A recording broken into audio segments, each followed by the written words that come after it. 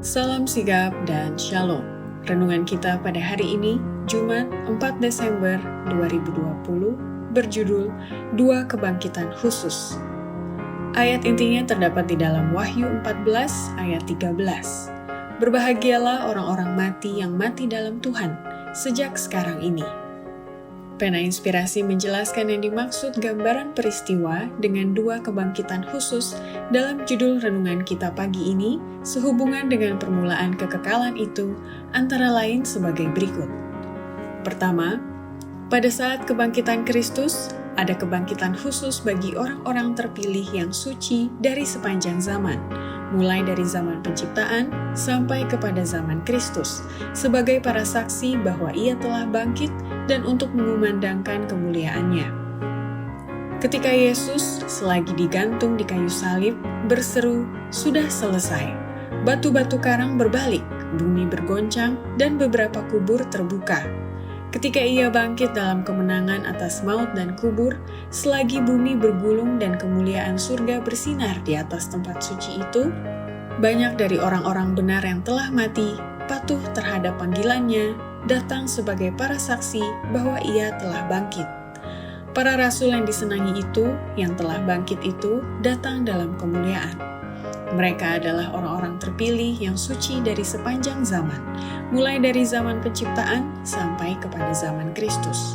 Jadi, selagi para pemimpin Yahudi berupaya mencari upaya untuk memalsukan kenyataan kebangkitan Kristus, Allah memilih beberapa orang dari kubur mereka untuk bersaksi bahwa Yesus telah bangkit dan untuk mengumandangkan kemuliaannya.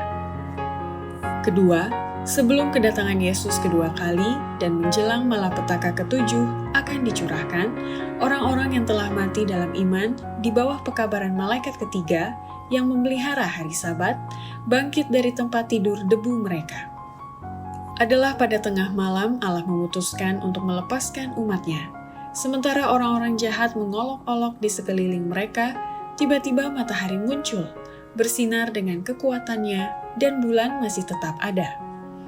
Terjadilah gempa bumi yang dahsyat, kubur-kubur terbuka, dan mereka yang telah mati dalam iman di bawah pekabaran malaikat ketiga yang memelihara hari Sabat, bangkit dari tempat tidur debu mereka, dimuliakan untuk mendengar perjanjian damai yang Allah akan buat dengan mereka yang telah memelihara hukumnya. Ketiga, sebelum kedatangan Yesus kedua kali dan menjelang malapetaka ketujuh akan dicurahkan, orang-orang jahat akan dibangkitkan untuk memandang Dia dalam kemuliaannya dan melihat tempat yang terhormat bagi orang-orang yang setia dan menurut. Juga mereka yang telah menikam Dia, mereka yang menghina dan mengolok-olok Kristus yang sedang menderita mendekati kematian, dan penentang kebenaran dan umatnya yang paling kasar, dibangkitkan untuk memandang Dia dalam kemuliaannya, dan melihat tempat yang terhormat bagi mereka yang setia dan menurut. Maka para imam dan penghulu dengan jelas akan mengingat pemandangan itu di ruangan pengadilan. Setiap peristiwa akan muncul di depan mereka seakan-akan tertulis dalam surat-surat yang menyala. Keempat, saat kedatangan Yesus kedua kali, Anak Allah memanggil orang-orang kudus yang sedang tidur, dan mereka bangkit dengan kesegaran dan kekuatan orang muda yang kekal, dan dengan nyanyian kesukaan bersama-sama naik menuju kota Allah. Di tengah-tengah bumi yang bergoncang, kilat yang sabung menyabung, dan gemuruh buruh yang dahsyat, suara Anak Allah memanggil orang-orang kudus yang sedang tidur. Semua keluar dari kubur mereka dalam bentuk rupa seperti ketika mereka masuk ke liang lahat. Tetapi semuanya bangkit dengan kesegaran dan kekuatan orang muda yang kekal.